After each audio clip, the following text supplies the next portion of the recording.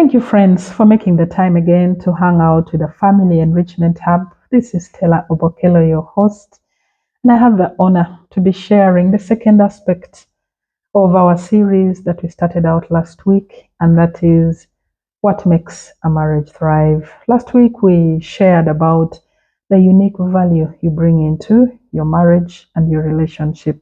And today, I want to be speaking about the role of unwavering commitment in our marriages. Friends, commitment speaks to two people coming together to do life together, to share, to love and to hold, to care, to bring loyalty in order to build a life that is worth living, in order to build a sense of security that cannot be shaken between the two of them, and thereby creating a permanent sense of companionship between them. That is what commitment speaks to. And like the scriptures teach us, that can two people work together unless they have agreed.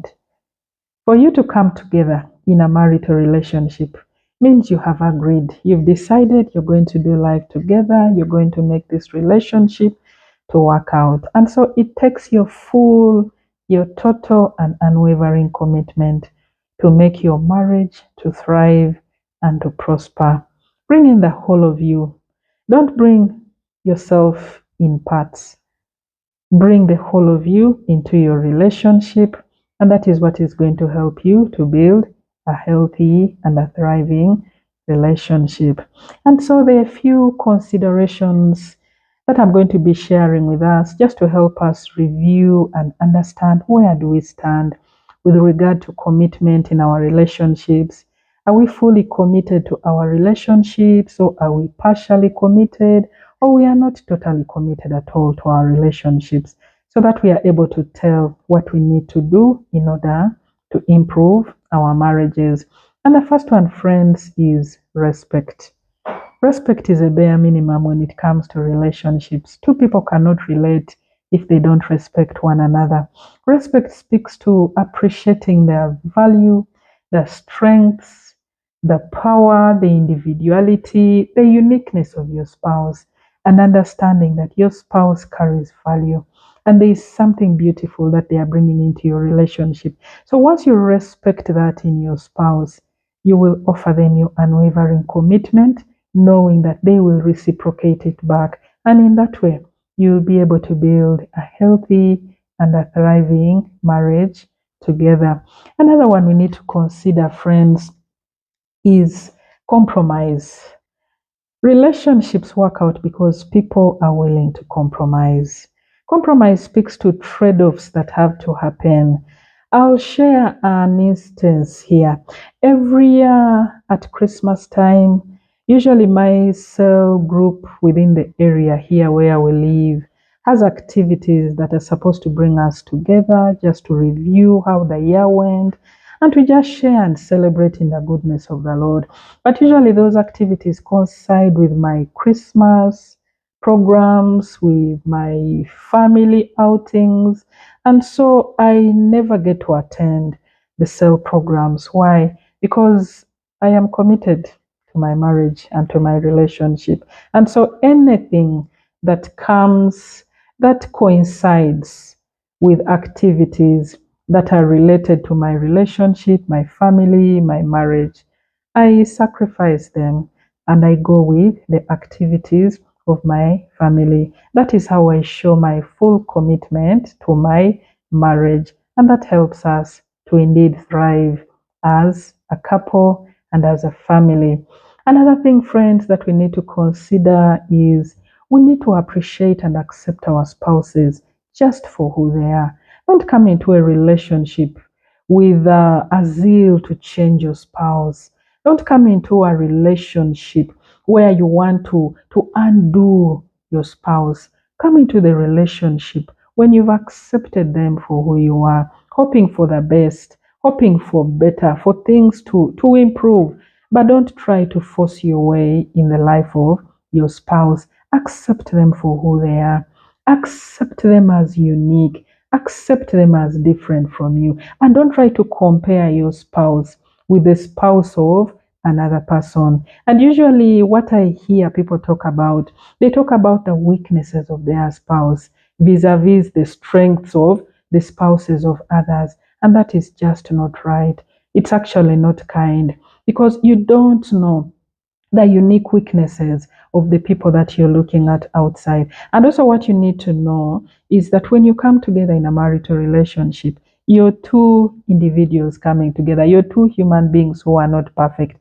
You're not angels. And because you're not angels, it's only expected that each of you has weaknesses. So if you have weaknesses, why don't you bear and carry the weaknesses of your spouse as well? Because you're human. And so when your spouse notices that you've accepted them and you appreciate them just the way they are and for who they are, you'll have their unwavering commitment. And in that way, you'll be able to build a thriving marriage basing on acceptance. Friends, another thing that we need to put into consideration is contentment. Contentment speaks to your ability to derive fulfillment and satisfaction from your spouse. And when your spouse notices that you're content in them, you're happy in them, they will return this with unwavering commitment. I'll share a few instances here. Each time that we go shopping as individuals, and more so for us, the ladies, we love to do the shopping. You look at dresses here, you look at shoes this way, you look at handbags in the other shop, and most of the time, once you've bought your item, we still have a temptation, an urge within us to keep peeping and continue with the window shopping. And usually, many times, actually, you get heartbroken because after you've made your purchases in a different place and you're still hopping into different places window shopping, what are you going to do about it? Are you going to return the item that you've already paid for? In the same way, friends, when it comes to our marriages, once you've decided to settle down with this person, you better settle down and make it work and celebrate what you have because this is what you have. You can only make it better. Don't stretch your neck trying to peep out to see how is it, what is happening in other places, what are others doing. No, be content with what you have and work towards making what you have better without trying to imagine that you can actually have better outside. Another thing we can consider, friends, look at the gadgets. Everyday gadgets are being churned onto the market. Sleek and intricate gadgets are coming onto the market on a daily basis. Are you going to keep changing your gadgets just because on a daily basis new ones are coming in? No. In the same way, friends, in our relationships, once you've decided to commit and enter a relationship, you better stay put, be comfortable, settle down and know this is it, and work towards the happiness of your relationship. When you're content in your spouse, friends, you will elicit their unwavering commitment in the relationship, and in that way, you will be able to bring a spark into your relationship. Another thing we need to consider, friends, is that commitment comes with generosity. Commitment comes with generosity. That's why I was listening to the teachings of Joshua Selman, and he made a very powerful remark. He said, stingy people hate commitment because commitment means you have to give, you have to share, you have to care. And so when you're a greedy person, where in your world you're number one in each and everything, commitment becomes a very difficult thing for you. And so, friends, when you're generous, when you bring generosity into your relationship, when you bring care, when you bring the whole of you and are willing to give of yourself to your spouse, they will notice it and they will be able to reciprocate in a similar way. And in that way, friends, you will be able to build a healthy and a thriving marital relationship. Friends, another thing that we need to consider is that commitment comes with sacrifice. There are some friends that you'll have to sacrifice if you want your marriage and your relationship to work out. There are certain pleasures that you may have to drop if you want your relationship and your marriage to work out. And when your spouse notices that you're willing to make those sacrifices just for them, the inevitable thing will be you'll have their unwavering commitment. And in that way, together, you'll be able to build a healthy family and a healthy relationship. Friends, we also need to appreciate that commitment comes with physically being present. Be present to meet the intimate, the emotional, and the sexual needs of your spouse.